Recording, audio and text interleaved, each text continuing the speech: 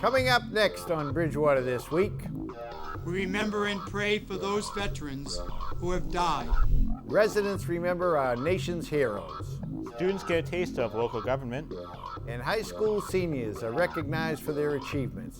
These stories and much more are just ahead. This week's newscast starts now.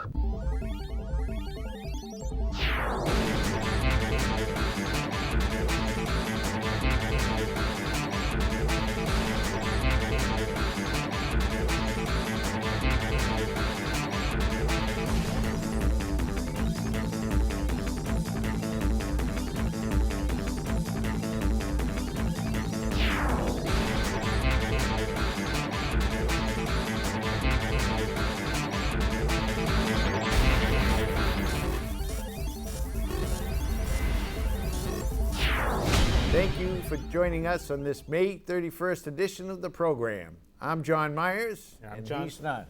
No, I am not. I am John Luck. Well, spring is an exciting but bittersweet time for high school seniors. That's right. This time of year begins the first of many lasts. Last baseball games as Trojans. Final encores as members of the Rainwater Players. Last competition with TJ Squared, just to name a few. But before seniors move on to face new challenges and obstacles, they are recognized for their achievements as BR students. Scott Olson reports on the annual Academic Awards. On Tuesday, May 21st, teachers, students, and parents alike gathered at the Bridgewater Rainham Regional High School for the annual Academic Awards Night. Now in its 23rd year, the Academic Awards Night celebrates the achievements of students in the classroom. Awards from every department were handed out along with the announcement of the top students in every grade. The top two seniors, Rachel Connolly and Lauren Berolini respectively, were given special recognition. In addition to the celebration of academic success, the Nippennucket chapter of the National Honor Society inducted 74 new members and gave tassels and cords to the graduating seniors. Congratulations to all who were recognized. Reporting from the high school, I'm Scott Olson. Back to you. You can view both the academic awards in their entirety right here on BTV Channel 9. The importance of town government was not lost on the area students participating in Student Government Day. Alicia Fortin explains. Welcome to the Town Council meeting. Let's get right down to business. Student Government Day has been a long-standing tradition in Bridgewater. The program that you guys did today was very near and dear to me and also my deputy and the chief of police. We all did this many, many years ago. On the morning of May 23rd, BR seniors had the chance to learn more about their town and the departments that help it run smoothly. We learned that it wasn't like all about senior citizens, it was all about like the community. I thought it was really interesting to see how the town has to work with the college to coordinate new buildings and traffic routing and all the different people that have to be pleased when you think about moving a building. Students shadowed town officials for a couple hours and saw all facets of government. This included responding to calls with the fire department, discussing ways to modernize the library, and touring the town buildings. The latter causing a bit of a stir at the following council meeting. And they need a new building because, it was built in the 1800s and the ceiling is so low. Well, why do you guys think you deserve a new building when there needs to be a new building for town council offices? There's 3 buildings in the center. If we don't save you from those fires to take your medical calls, you're not going to be sitting in that town council building. There was also a report on the recent bomb threat at the regional. On May 16th at 10:15, there was a bomb threat called into the high school. 3 bomb-sniffing canines were deployed along with the Massachusetts State Police and the Quincy Police Department. Nothing was located, but it did reveal that the fire alarm system was not functioning correctly, and at no time were any students or staff in any danger, and the threat is still under investigation. And the acting council president learned the importance of a short meeting. To dedicate their time and to do what they do is a really awesome thing, and I'm really thankful that you guys do what you do. Then you're out of session. Okay. At 11:54, fast meeting, just like I taught it. For Bridgewater This Week, I'm Alicia Fortin. Residents demonstrating their appreciation for our nation's heroes. Red, white, and blue lined Bridgewater streets for the annual Memorial Day Parade and ceremony. Here is a glimpse of that event. To many, Memorial Day is the unofficial start to summer, but to those who have sacrificed so much, it means a great deal more. The town of Bridgewater held ceremonies to honor those who have done just that. To honor the brave men and women serving our country, a rifle salute was held, a wreath was placed on the war monument, and the BR Pep Band performed the national anthem. Master of Ceremonies Command Sergeant Major Joe Conlon introduced dignitaries who wanted to share their thoughts about those serving our country. We thank you for the veterans who over the years have served so faithfully and have often been willing to fight in order to defend our freedom and the way of life that we so often take for granted. This morning, Lord, before this memorial, we remember and pray for those veterans who have died, especially those who gave their life in war. Ladies and gentlemen, I would argue that the sacrifice made by Sergeant Stacy and countless other American heroes has indeed changed the world. There is a simplistic and naive belief that war doesn't solve anything, and I suppose that's true unless you count American independence, the preservation of the Union, the elimination of slavery, and the toppling of fascist, imperialist, and terrorist regimes around the world. We owe it to Sergeant Stacy and to the nearly 1 million other men and women who have died defending America since our nation's founding to live life to its fullest. We owe them to earn this, as Captain Miller implored his surviving comrades to do in Saving Private Ryan. Every time we see a man or a woman in uniform, take a second to say thank you for your service, because without their efforts and what they do for us, we wouldn't have the liberties and freedom to enjoy the lives we have today. The remembrance of these brave souls should not only be confined to one day, but to every day, because freedom isn't free, and without them, we wouldn't be here today. Thank you to our active military and our veterans for allowing us to live life as if they were never there. Reporting from Bridgewater, I'm Scott Olson. Back to you.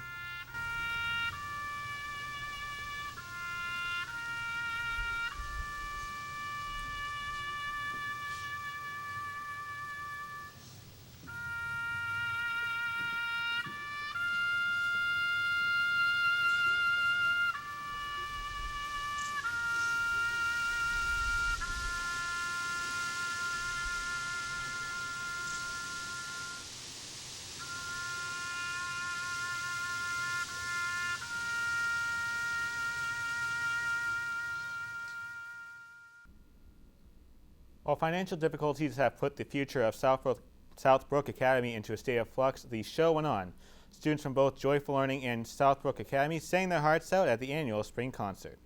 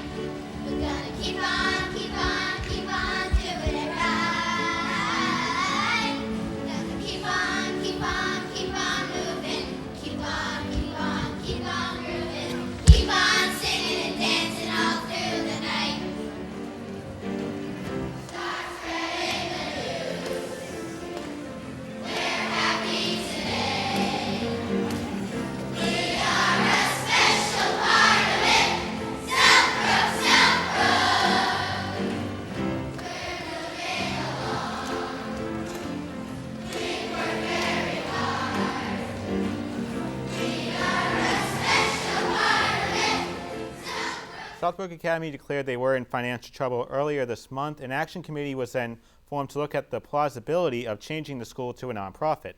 A presentation was given at the spring concert. I am one of the members of the action group that are helping to drive Southbrook forward. As you saw from our presentation as you were sitting and coming in, there is a plan in place. The 501c3 has been filed. 90% of the teachers are coming back. The tuition has been set. All we need for you to do is fill out those enrollment applications that we passed out the other day by Tuesday so we can get the firm numbers for the students. I know some of you have made up your mind for other things. Hopefully you'll reconsider. The action group will be right outside in the lobby to answer any questions that you might have after we follow this wonderful program that we have tonight. We'll keep you updated on this story in coming weeks. Now, just across the street, students at the middle school displayed their talents for their families and friends. Here's a look.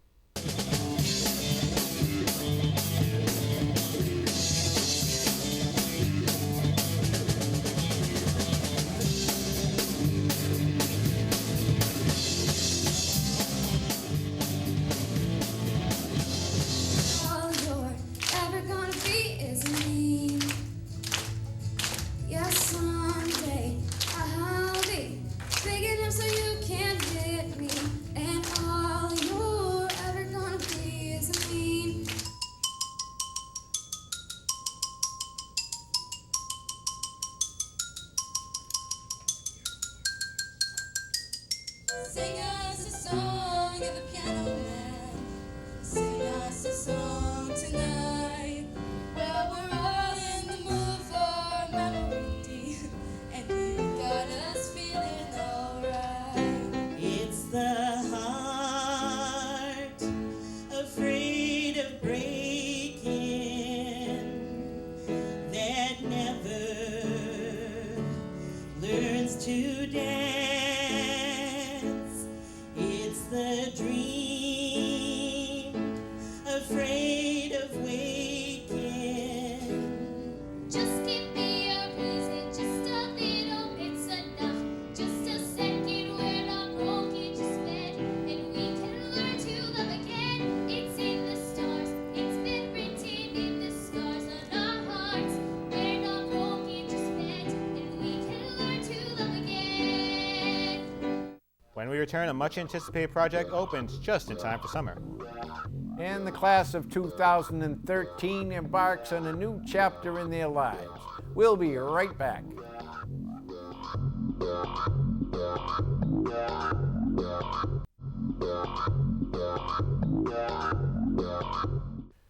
Welcome back. University officials are asking students to embrace their futures. Ashley Martin has the story. A few weeks ago, the Bridgewater State University undergraduate class of 2013 officially graduated. Graduates can finally celebrate as they have reached a new milestone. University President Dr. Dana Mola-Faria commended students for their effort and hard work over the past 4 years. The graduate commencement took place in May as well. Finally, alumni can embark on the next chapter of their lives. Reporting from Bridgewater State, this is Ashley Martins. The clubhouse at Old Cotton Links is now open. The long-awaited project opened to the public on May 22nd. Council President Timothy Fitzgibbons acknowledged the hard work of its organizer, Charlie Simons. I'm here to congratulate everybody and whoever did anything to get this place up and running and as beautiful as it is. Thank you very much from the bottom of our hearts on the town council. And the function room is available to rent out for your family functions and graduations and all those things. So if you have any questions, you can see Mike and Ruth Barrett, and of course we're hosting tournaments Monday through Friday. So if you have a tournament or you know of anyone who does, certainly suggest Old Cotton Links. It's a problem that's been plaguing Bridgewater and surrounding communities for years. With the arrival of spring, cats are beginning to breed, and that means an overpopulation of kittens. Alicia Fortin has this story. You've probably seen them on the street, in the park, even your backyard. Populations may vary, but free-roaming cats are all across the United States. These include feral cats, which are the offspring of lost and abandoned pet cats, or other wild cats that have not been spayed or neutered. You have to fix them. or else the problem can escalate really quickly. And that is the goal behind Trap, Neuter, Return, or TNR. The non-lethal strategy reduces feral cat populations through spaying and neutering. The tactic also stops the spread of disease by vaccinating the ferals. The less cats we have, the better cared for the cats that are here will be. And it's a win-win. If you like cats, you want cats to be neutered or spayed. If you don't like cats, you want cats to be neutered or spayed. There are other benefits. Once a cat is neutered or spayed, their health improves, they no longer howl, smell as badly, fight, or get injured as often. Just makes a healthier population. But there is the matter that the job is done strictly through volunteers. There is no entity that goes out and does it. The Board of Health, it's not their job. And honestly, they don't have time or funds to do it. The dog officers, or the animal control officers, they're not mandated to handle cats. If you're lucky, you'll have a proactive animal control officer that will get involved. There's only so much a town can do. Every town is on a budget. Every town has limited funds. And that's where people like Sherry come in. She is a trapper and a caretaker. It's very time consuming.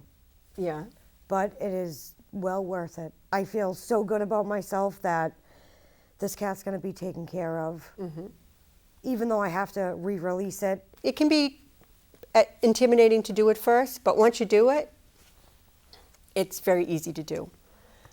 People don't realize cats can breed as early as 4 months old. You don't have to wait till they're 6 months old to spay or neuter them. Still, there is the issue of who pays the price. The average cost to neuter or spay a cat is $300 to $350. Luckily, though, a lot of people don't realize that. There are a lot of programs. We have the mobile spay-neuter vets, $75 to $100 to spay them. And sometimes we subsidize people to get their cats spayed. If the feral was young enough, it may be eligible for adoption, but more often than not, they stay in the wild. And then there is the caretaking. Usually the cat needs to remain in the trap 1 day before its surgery and 2 days after. Because the cat does have to recover after surgery. People have to realize is that they have to be part of this process. So if you are a cat owner, Mary says there are 3 ways you can help the cause. Number 1, keep your cat indoors or put a breakaway collar on it with some identification. Number 2, have the vet insert a microchip in the cat. And number 3, make sure the cat has an updated rabies shot. If you're letting your cat outside and you don't have your cat up to date on rabies, shame on you. Yep. Rabies is a serious issue and you need to get that cat vaccinated. And if you're just looking to help the ferals around your residence, there are multiple resources. You can become a trapper by visiting alleycat.org or neighborhoodcats.org.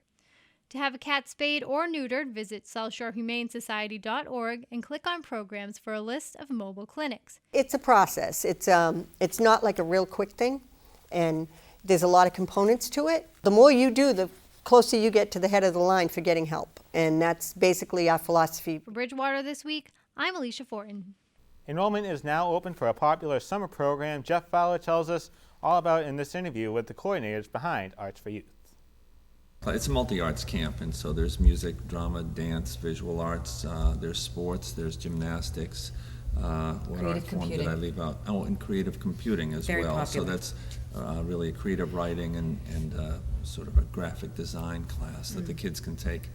But it's sort of set up like a middle school schedule where there's hour-long periods and the kids go from classroom to classroom and change classes all day long. They pick courses that they want to take, and then it's a full-day camp, so there's 3 classes in the morning and 3 in the afternoon, and 2 of those are workshop periods where the kids choose, after hearing a list of workshops that are offered just that day, the kids can choose what workshop they want to go to. We also have half-day programs, so a child can go from 9 to 1 in the afternoon or from noon to 4. And that way, all of us are together at lunch, and also all of us are all together for the 12:30 review, which is a show that we do every day, a half-hour show that's sort of a vaudeville mix of everything. Kids love it because we're showcasing their work, their talent. As soon as a class has learned a new song, they're invited to come onto the stage for the 12:30 show. It's very fun because it sort of gets rid of any performance anxiety because the kids sit there in the audience watching kids perform, and then those kids jump off the stage into the audience, the other kids jump up and they'll do something. So there's no sense of who's the performer and who's the audience member. It changes even throughout that half-hour show, so that's very fun. And the young children have learned to acclimate to the bigger space, obviously, than when they were at the Brunel. So I feel as though it was a great move for Arts for Youth to make. And also, of course, that led to a wonderful new collaboration with the district, since we're now here every single summer. Now we have a nice alliance with each other where we're trying to help and support the arts here at the high school, and that feels really good. Our collaboration with Arts for Teens and Arts for Youth allows the groups to see the local talent, and so it inspires and excites some of the younger children to want to continue in the arts and come here. But Lisa and Jim have been very generous with providing materials for the space, whether it be lighting materials or gels for the lights and things like that. A lot of the things that we've had to rent in the past will no longer need to be rented, so that the monies created from both the programs can be used to support the children in their efforts to bring art to the community, which is a great thing. And it's been wonderful, too, to see that they are fully able to utilize the space in the high school to the best of its ability, knowing that they've invested in this space. I want to say one of the nicest things for me is seeing on Arts Fest Day when all of the children at Arts for Youth, they're on that stage, and last summer we had, I think, 65 kids enrolled in one session and 72 for the other. So it was a quite full quota of children up on the stage, and it was so nice to be in the grown-up space, as we call it, and have them get acclimated to a beautiful stage. All they have to do is hop on our new website, www.artsforyouth.com, and follow instructions. We've made it much easier this year now that everything is done online, enrollment, choosing of classes for the children, all of that, so it's much easier.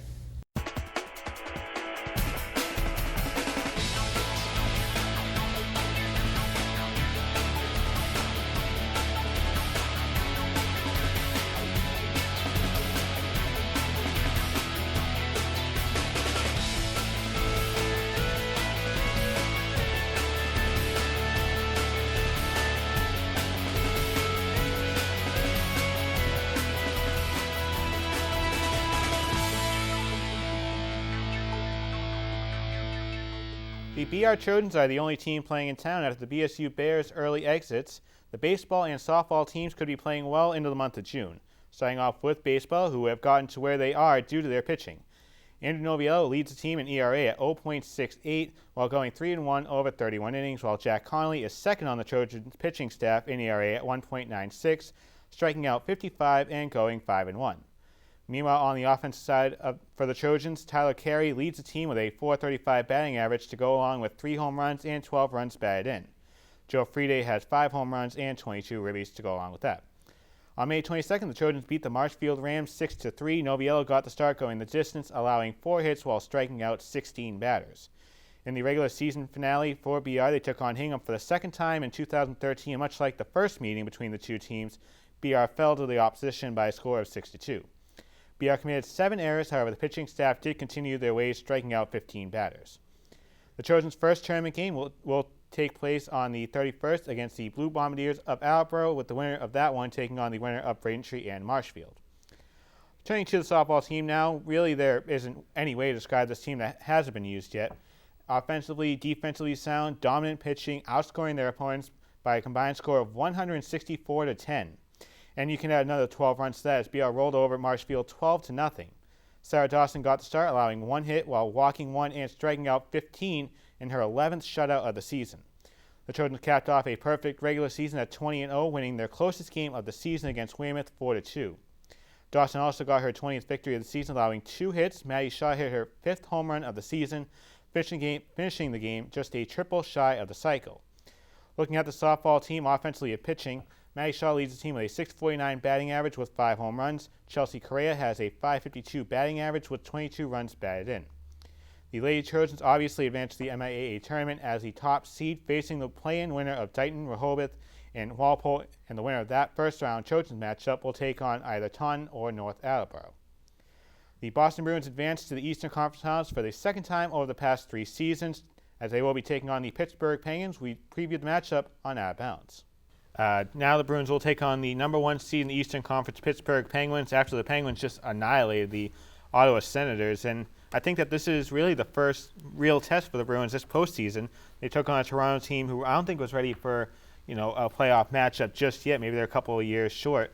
But they played the Rangers, who maybe had a vendetta out against their coach. Now they take on the Pittsburgh Penguins, built around Evgeny Malkin, Sidney Crosby, Jerome McGinley, who said that he wanted to come to Boston, but then he stabbed Boston in the back, went to Pittsburgh. This has really all the ingredients for a very physical matchup.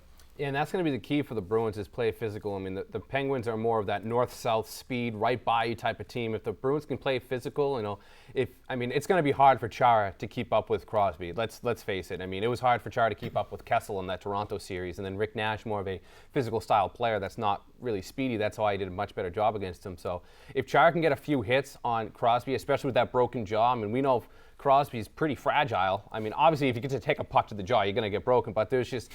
You're going to have to make them play to your level, and I think the Bruins can do that. I mean, it's going to be a tough series. I think it might go, 6 to 7 games, but I think if you can get under Crosby's skin and give him a couple good hits, and just make him fear going up against, the defense of the Bruins, and even Thornton, have him come up, I think you'll be all right. Well, I really wouldn't put the fourth line out against the Crosby line. But I would definitely They've been good, I don't know. I wouldn't put Thornton on the first line either. I want him to come up and just Well, I know we all want him to do it, but, Thornton's your physical player. I mean, he's not really meant to, be like a shifty player. So, I mean, you're gonna have to sacrifice something. You either have to take a Sagan or Lucic off that line if you really want to do that. Yeah. I mean, and Lucic is starting to play. Wouldn't that be awesome awesome to just see Thornton come up and throw a haymaker right at? But that's what we have a 7-foot defenseman for, too. Yeah, but Chara doesn't like to fight. He's the gentle giant. Well, then he'll hit you or just slam a slap shot into your face. Yeah, there we go. I mean, if Chara has slap shotted so many people in the face before. Steven Stamkos? Exactly.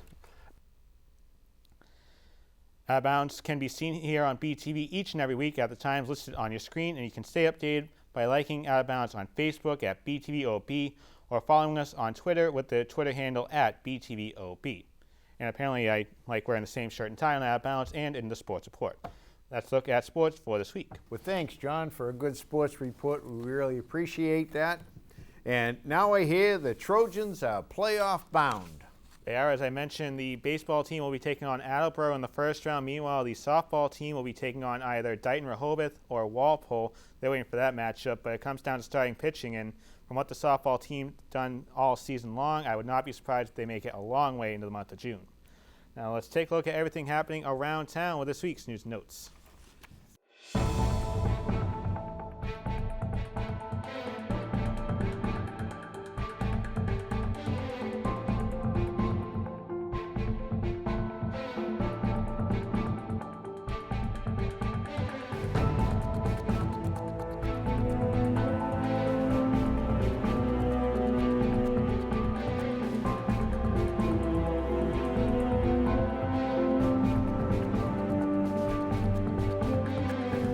Well, that's all the time we have for this week.